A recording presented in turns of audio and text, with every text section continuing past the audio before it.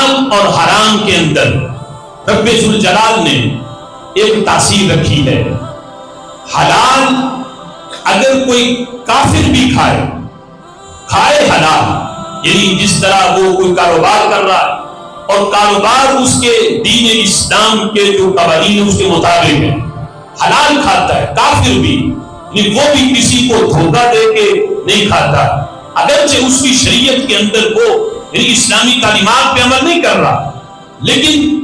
وہ کسی کو دھوکہ فریب دے کے وہ خرید و فروخت نہیں کرتا، وہ کاروبار اس کا اسلامی قوانین کے مطابق ہے، کھاتا حلال ہے لیکن ہے کافر، تو روحانی طور پہ اس حلال کا فائدہ اسے بھی ملتا ہے۔ علماء نے لکھا کہ اس کے کفر کے اندر نرمی ہوگی، وہ کفر کے اندر شدید نہیں ہوگا، کفر میں نرمی آئے گی، اور ہو سکتا ہے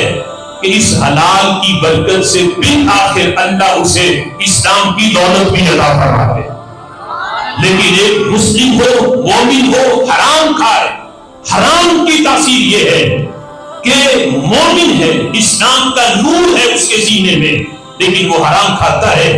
اتنا کھاتا ہے کہ آہستہ آہستہ وہ سینے کا نور اس کا سیاہی میں بدلتا ہے، یہاں تک کہ بالکل وہ نور کہ جس طرح وہ نورانی دل لے کے ماں کے پیٹ سے پیدا ہوا تھا، بالغ ہونے کے بعد اس نے حرام کھایا، اس نور کو اس نے بالکل سیاہ کر دیا، بالکل دل سیاہ ہو گیا۔ اب علماء کہتے ہیں کہ خطرہ ہے کہ کہیں یہ بندہ